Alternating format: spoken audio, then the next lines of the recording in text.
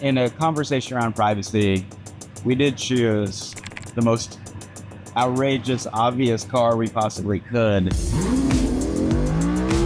For me, as an idea around, let's see how to be private in a very public way. I love that.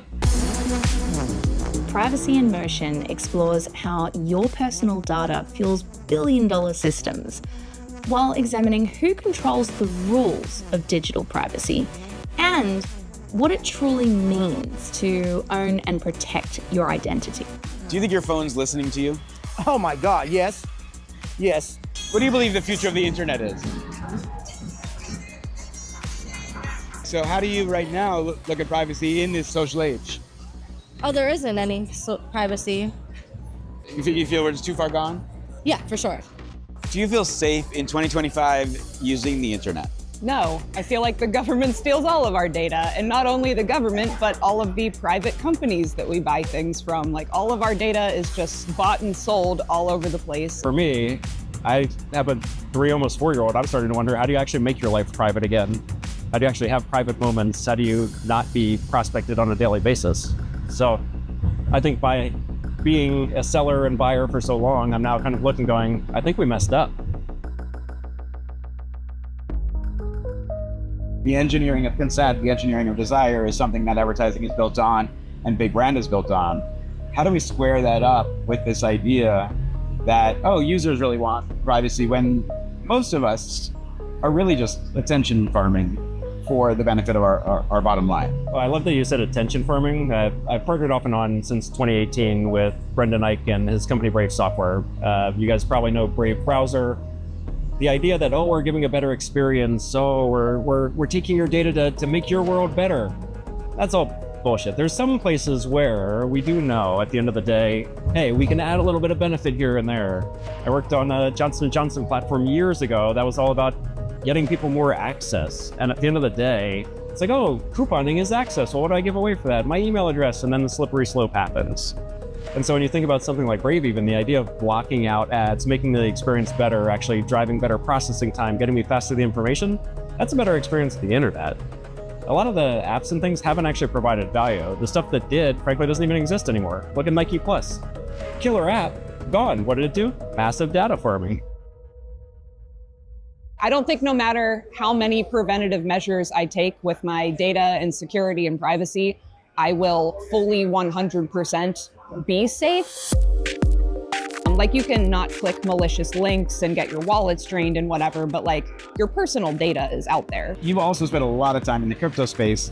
How does Web3 try and solve this problem? To make it even worse, the intersection of Web3 and AI, things are only going to accelerate more. So are we actually solving the problem yet? I don't think so. The reality is most on-chain data is actually public info.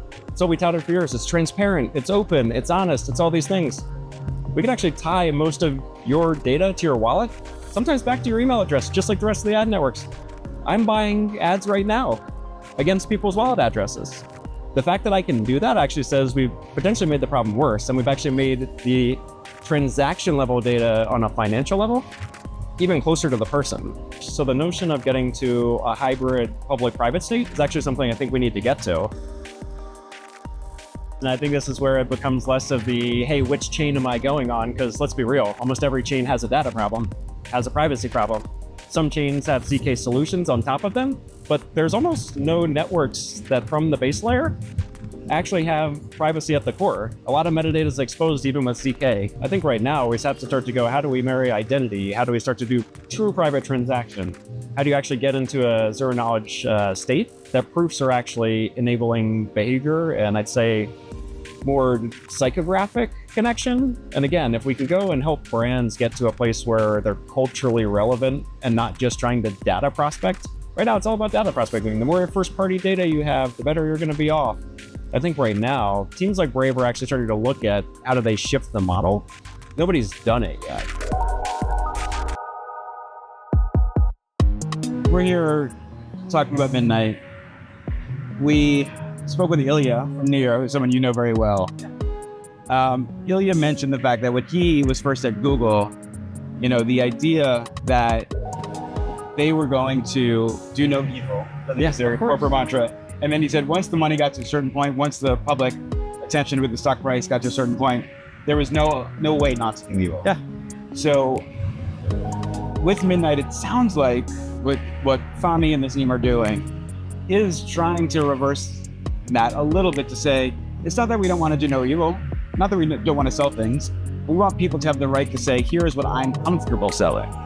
Is that sort of where this is going?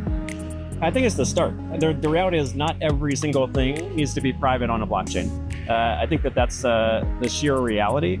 I think for us, the notion that the world could have privacy, you could selectively disclose, the base layer can actually provide that level of security and privacy, is actually where things are going. The starting point is actually building foundational infrastructure. When I look at what Fahmy and the team are doing at Midnight Foundation and what the team at Shielded Technologies is building, they're building the precursor for the potential of that future.